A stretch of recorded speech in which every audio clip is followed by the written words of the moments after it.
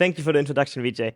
Yeah, I'm super happy to contribute with something a bit different, just to give a quick intro to what piano poetry is, because it's a bit of a different, a bit of a new format. I always describe it as a blend of spoken word poetry and piano at the same time that tries to bridge the gap between head and heart.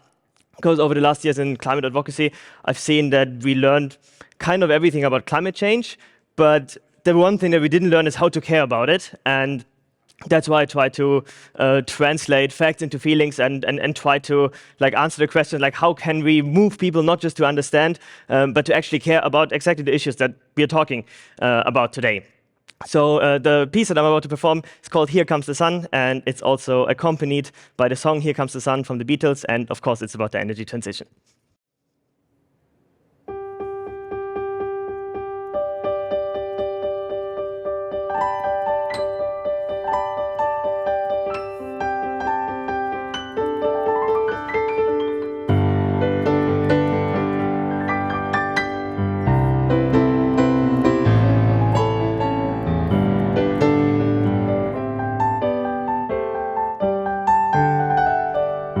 Here comes the sun,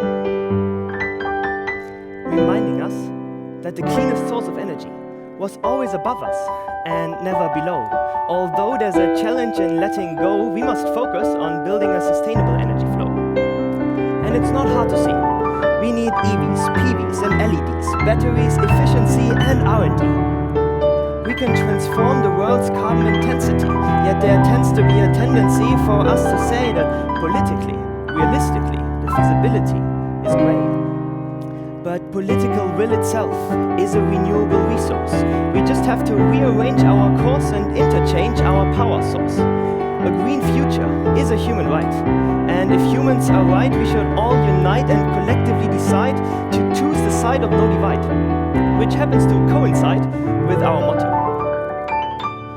It's not united in adversity, it's united in diversity. Now, more than ever, we need to insulate our homes and our democracies. Stop taking future generation loans and start with real long-term policies. We need to build heat pumps and public trust. Stop turning ecosystems into garbage dumps and start making the energy transition truly just. We need to decarbonize our economy and deconstruct silos, because we are more than a net zero wannabe with good bylaws.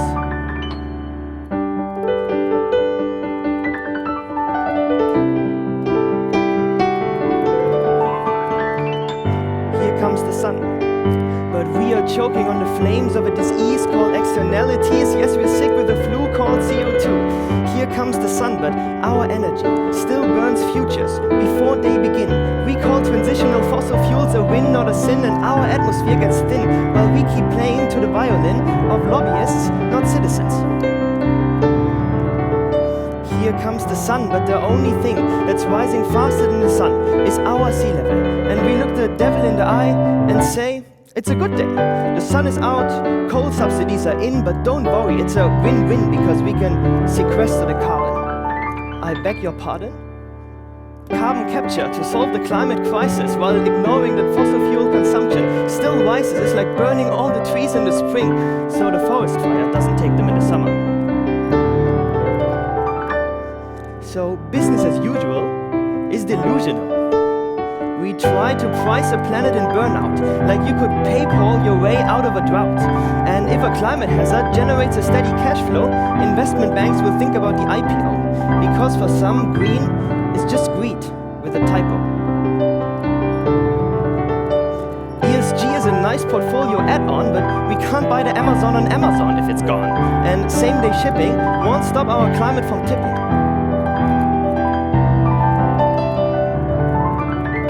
But we are tolerant when a conglomerate bottles our rivers in plastic containers. And I'm just speechless because there are a couple of things that should be no-brainers. We shouldn't need a PhD to see that clean air should be free. We shouldn't need a keynote speaker to know the Gulf Stream's getting weaker. And you don't need a Nobel Prize to see our glaciers vaporize. Because innovation without regulation is just acceleration without foundation. And a mission without ambition is just action without traction. Let's solve this in time. I know, I won't do it on my own with a rhyme, but we can do it together, hands intertwined, standing strong without being wrong.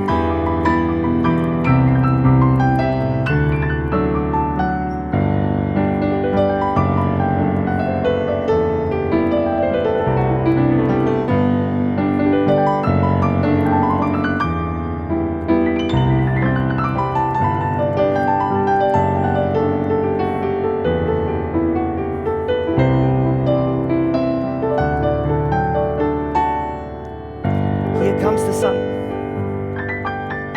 reminding us that the cleanest source of energy was always above us and never below.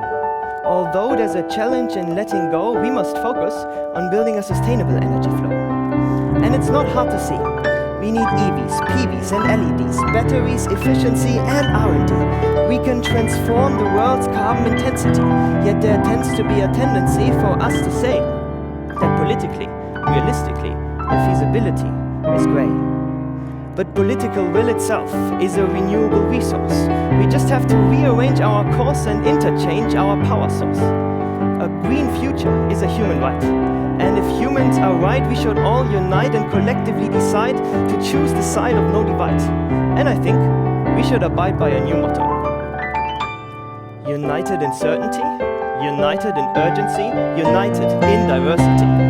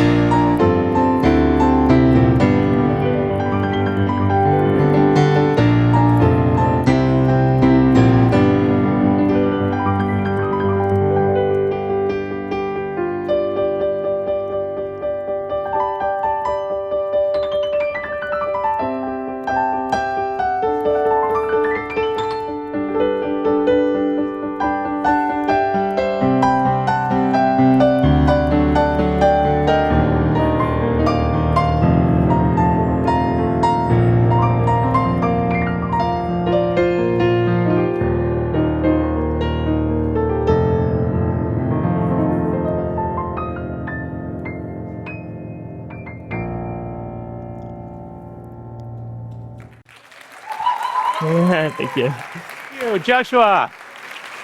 Thank you very much. Ladies and gentlemen, Thank you.